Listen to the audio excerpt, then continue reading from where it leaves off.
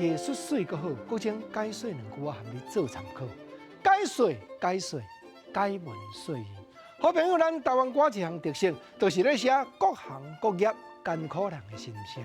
你像讲收酒干，你像讲烧肉粽，你像讲青蚵仔嫂，你像讲行船人的纯情客。啊，搁有各种今日要招你听一条司机兄的心声。歌词安怎讲？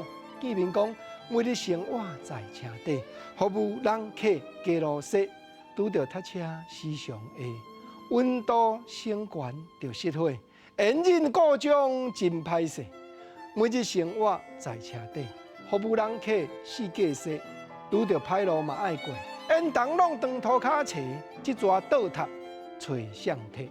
对啦，有当着啊烟瘾故障，有当着啊烟筒拢当涂骹车，哇！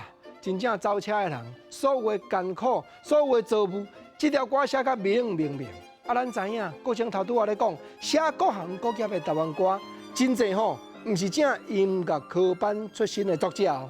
你像讲国情头拄仔伫咧讲行船人的纯情客，正伊的原底歌名号做讨海人的心声，就是一个讨海人夏振才先生去听到过去宇文老师作曲的一条歌。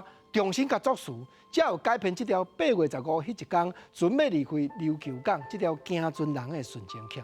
啊，共这条司机兄的心声嘛共款，这伫咧1990年代真 hit。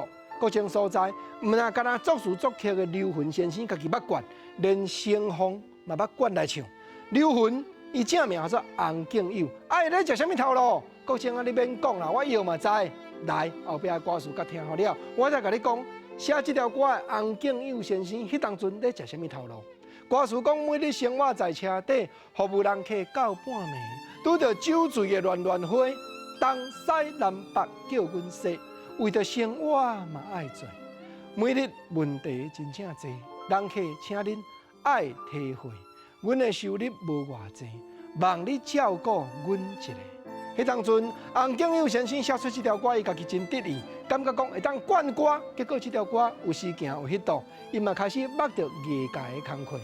原来迄个时阵，伊就是咧开汽车保养厂，家己无咧造车啦。结果吼，就是听真侪遮的司机兄的心声，毋才会写这条歌。啊，咱即摆看，确实有真侪机能车，虽然讲装潢安尼新点点，毋过吼，造车的人，伊的心理，伊的艰苦，对这条歌词，咱就要加倍来甲理解。